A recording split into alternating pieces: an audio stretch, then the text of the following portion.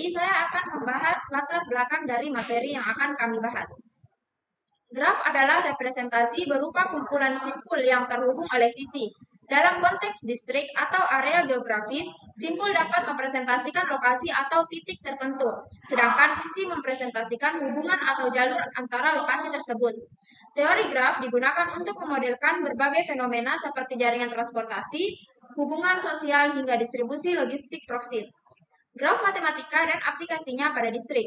Dalam pengaturan distrik atau wilayah, graf digunakan untuk menganalisis yang pertama jaringan transportasi, representasi jalan, rel kereta, atau rute bus antar distrik. Yang kedua, distribusi layanan, alokasi sumber daya seperti layanan medis, listrik, atau air. Yang ketiga, optimasi jaringan, menentukan rute terpendek, analisis kemacetan, dan distribusi barang. Simpul bisa mempresentasikan distrik atau fasilitas tertentu, sedangkan sisi menggambarkan konektivitas antar distrik. Kemudian, ada pun rumusan masalah dari materi yang akan kami bahas. Yang pertama, apa pengertian dasar teori graf dan bagaimana peranannya dalam menyelesaikan masalah-masalah diskrit? Yang kedua, bagaimana definisi graf dan apa saja jenis-jenis graf yang relevan untuk berbagai aplikasi?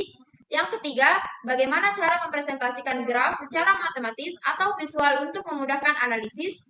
Yang keempat, apa saja terminologi dasar dalam teori graf yang penting untuk memahami konsep lanjutannya? Yang kelima, bagaimana algoritma Dijkstra dapat digunakan untuk menentukan lintasan terpendek dalam suatu graf. Dan yang keenam, apa itu bilangan kromatik dan bagaimana konsep pewarnaan graf membantu menyelesaikan masalah zona pembagian wilayah. Selanjutnya materi kedua, yaitu definisi graf. Graf adalah pasangan himpunan G sama dengan V, E, di mana V adalah himpunan simpul dan E adalah himpunan sisi yang menghubungkan simpul-simpul tersebut.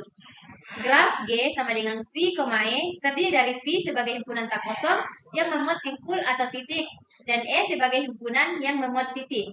Setiap sisi menghubungkan satu simpul ke simpul lain dan simpul itu sebagai simpul ujung dari sisi. Sisi dikatakan menghubungkan simpul-simpul ujungnya atau ordo dan ukuran dari graf berturut-turut menyatakan banyaknya simpul dari sisi pada graf tersebut. Kardinalitas dari graf ditentukan oleh ordo graf itu. Selanjutnya materi ketiga, jenis-jenis graf. Graf dikelompokkan menjadi berbagai jenis tergantung sudut pandang pengelompokannya. Misalnya dari ada tidaknya sisi ganda atau gelang, banyak simpul dan tidaknya arah pada sisi dan lain-lain. Kita akan memberikan terminologi terkait graf dan jenis-jenis graf sebagai berikut. Yang pertama, sisi rangkap atau sisi ganda adalah dua atau lebih sisi yang menghubungkan dua simpul yang sama. Kemudian gelang atau kalang adalah sisi yang menghubungkan satu simpul saja. Kemudian graf sederhana adalah graf yang tidak memuat sisi rangkap maupun gelang.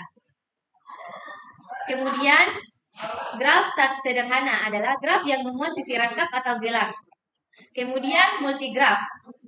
Multigraf adalah graf tak sederhana yang diperbolehkan untuk memuat sisi rangkap tetapi tidak boleh memuat gelang.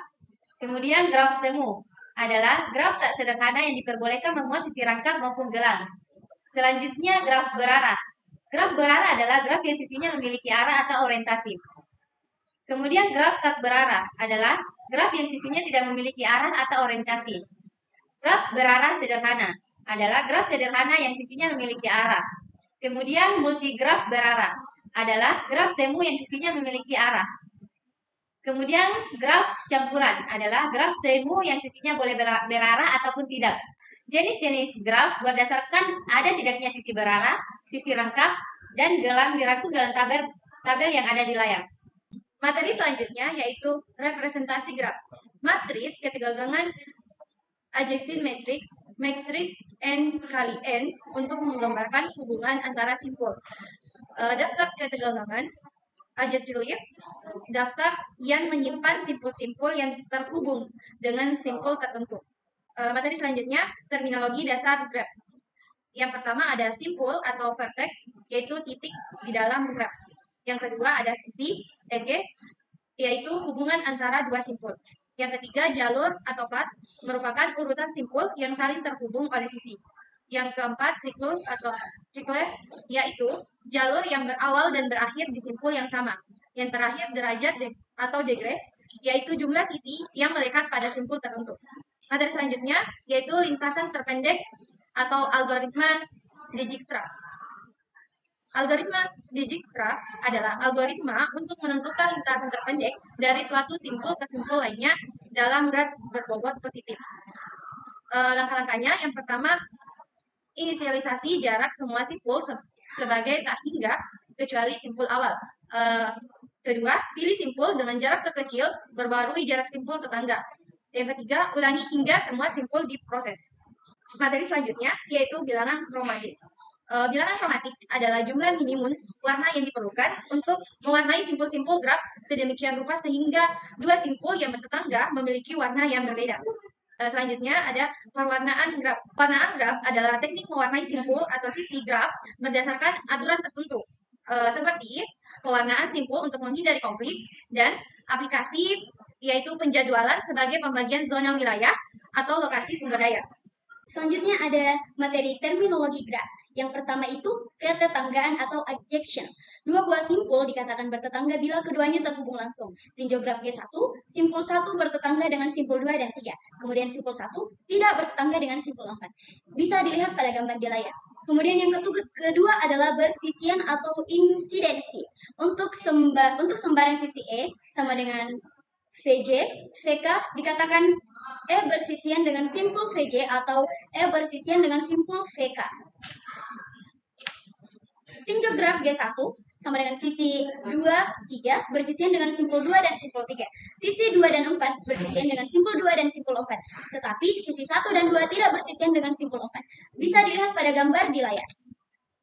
Kemudian yang ketiga ada simpul terpencil atau isolated vertex. Simpul terpencil ialah simpul yang tidak mempunyai sisi yang bersisian dengannya. Tinjau graf G3 sama dengan simpul 5 adalah simpul terpencil. Bisa dilihat pada gambar di layar. Kemudian yang keempat adalah graf kosong atau null graph atau empty graph. Graf yang himpunan sisinya merupakan himpunan kosong atau NN. Graf N5 bisa dilihat pada layar. Kemudian yang kelima, derajat atau degree. Derajat atau simpul adalah jumlah sisi yang bersisian dengan simpul tersebut. Notasinya sama dengan dV. Kemudian tinjauan graf G1 sama dengan D1, sama dengan D4 sama dengan D2. D2 sama dengan D3 sama dengan 3. Tinjau graf G3 adalah D5 sama dengan 0. 0 ini termasuk simpul terpencil. Kemudian D4 sama dengan 1 dan 1 ini simpul anting-anting atau pendant vertex. Tinjau graf G2 adalah D1 sama dengan 3. 3 ini bersisian dengan sisi ganda. Kemudian D3 sama dengan 4. 4 ini bersisian dengan sisi gelang atau loop. Bisa dilihat pada gambar di layar. Pada graf di gambar, derajat setiap simpul ditunjukkan pada masing-masing simpul. Pada graf berarah, derajat simpul dibedakan lagi menjadi derajat masuk atau in degree dan derajat keluar atau out degree. Bisa dilihat pada gambar di layar. Kemudian ada tinjau graf G4.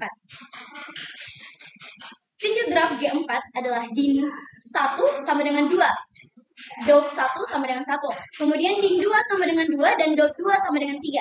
Din 3 sama dengan 2, dot 3 sama dengan 1, din 4 sama dengan 1, dan dot 3 sama dengan 2. Adapun kesimpulan dari materi yang telah kami bahas yaitu teori graf menyediakan pendekatan matematis untuk memodelkan dan menyelesaikan berbagai masalah diskrit. Melalui konsep seperti definisi graf, jenis-jenis graf, dan representasi graf, struktur kompleks dapat dianalisis dengan lebih sederhana. Terminologi dasar membantu memahami hubungan antar simpul, sementara algoritma Dijkstra memungkinkan identifikasi lintasan terpendek dengan efisien. Sekian dari kami, terima kasih. Wassalamualaikum warahmatullahi wabarakatuh.